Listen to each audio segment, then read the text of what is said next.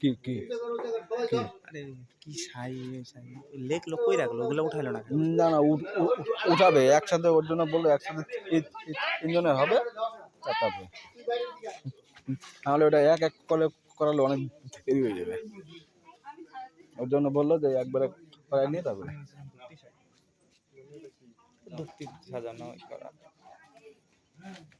ধূপতির পাশায় আগুন লাগানো, আগায় আগুন লাগানো, আবার এখানে হ্যান্ডেল ধরবে, ওইখানে আগুন লাগাবে।